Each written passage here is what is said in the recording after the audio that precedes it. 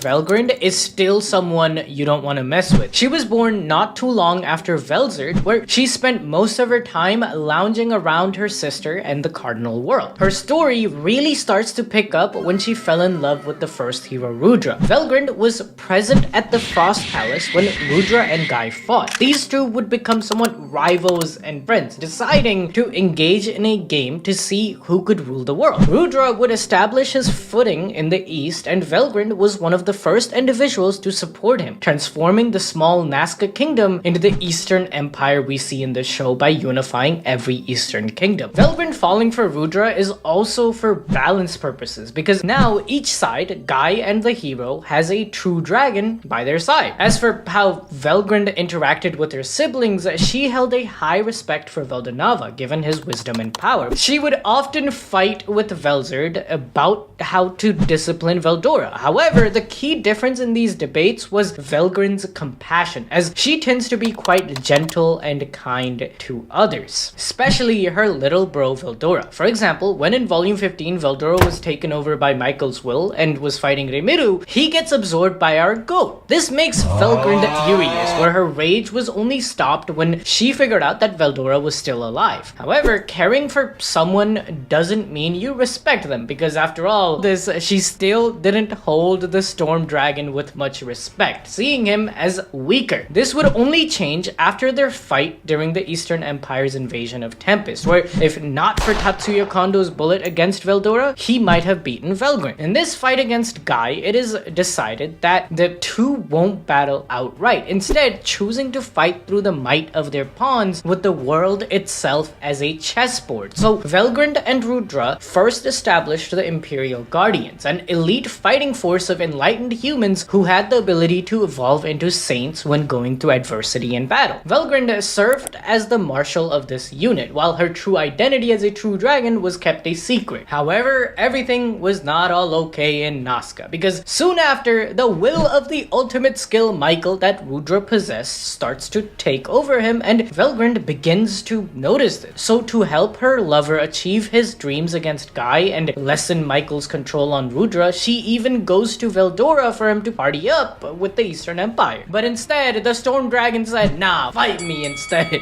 She of course whooped his ass, leading him to flee like a rat. Like, this place is the size of Australia and it got completely decimated. So this led to Michael gaining even more power and control over Rudra. Knowing this, the Emperor asked Damrata and Kondo to kill him if he lost control, but it was too late. Michael eventually gained full dominion of Rudra, turning him and subsequently all of Rudra's vassals into puppets, including Velgrynd. This was done without her knowledge before she could even do anything, due to her having an angelic ultimate skill. Velgrynd fell under Michael's rule, and so she followed his orders without question. This skill was of course Ragul, Lord of Charity, where Velgrynd's power is in direct juxtaposition to her sister Velzard, as she embodies the concept of acceleration and has access to control over fire, hence her epithet of the Scorch Dragon. This makes her the fastest among the true dragons, capable of moving so swiftly it approaches light speed. This is due to her intrinsic power of acceleration, which is only amplified by the ultimate skill Ragul that allows the ability to create multi-layer barriers and most impressively amplify something near infinity. Basically, this can be used to either increase a person's strength to or past the limit of their body, meaning it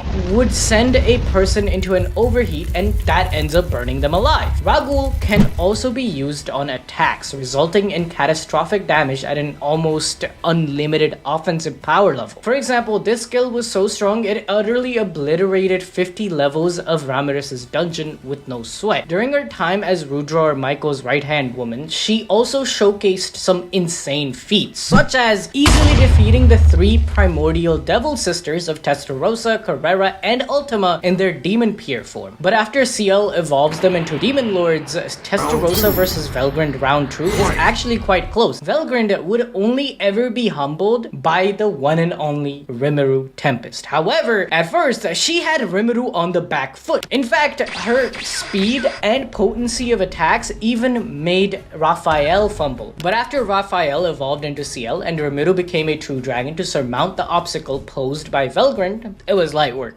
Velgrynd got got packed up and was defeated by Ciel's insane computing powers as a Manas, where she was able to use Velgryn's own acceleration to defeat her. But this didn't completely kill Velgrynd, because she also possesses another ability called parallel existence. This ability allows the user to split their consciousness and give flesh to independent alter egos of themselves, referred to as an other body. Now you might be like, Sid, this just sounds like shadow clones or body double technique that Soe has. Well, it's not even close, because each other body can be considered the main vessel and will continue to exist even after the original dies. They are also fully autonomous and share thoughts and awareness with each other. The only thing connecting everything is the pool of the user's magicules, but in a true dragon like Velgrynd's case, whose EP is over 60 million, even if she splits her magicule count to like 50 doubles, she could still body a demon lord like Clayman or Carrion. Furthermore, use of unique and even ultimate skills isn't restricted to the doubles either. The only downside is that for each other body created, 10% of the user's maximum energy is used as collateral, meaning if, let's say, a double loses, then you also lose 10% of your magicules regardless of the double using any attacks or not. But if you disable it yourself, then you're fine. The 10% mana comes back to you. However, the way Rimuru and Ciel defeated Velgrynd was interesting as hell, where Rimuru absorbed the parallel existence double, which allowed him to gain Velgrynd's dragon factor. Upon her defeat, this double of Velgrynd was freed from Michael's control and learned the truth about Rudra's actions, and wanting to bring back her glorious king, she teamed up with Rimuru in order to find Rudra's complete soul, which had been scattered all throughout the timeline of the multiverse, where one of these fragments had become the current hero of the West, Masayuki, who is Rudra's reincarnation, and Velgrynd loves all forms of Rudra. He has been reincarnating for over 2,000 years for his game with Guy, and that has slowly chipped away at his soul and morals, making it easier for Michael to take over his consciousness. This basically turned Velgrynd into a friend of Tempest, similar to Veldora, as Masayuki was working to beat the dungeon under the employ of Rimuru. She also became a part of Rimuru's being through the ultimate skill Azathoth, but we'll touch upon that when we get to the final true dragon on this list. All you really need to know right now is that Ciel, using her skill maxing, makes Velgrynd even stronger, as she is able to remove phantoms from humans using just her cardinal aura. To demonstrate just how strong she is now, Velgrynd was able to construct a star barrier which prevented a rampaging Milim. You know, she is the daughter of the god that is considered to be stronger than Rimuru, and Velgrynd's barrier saved the entire cardinal world. Velgrynd also gained a new power called Cthulhu,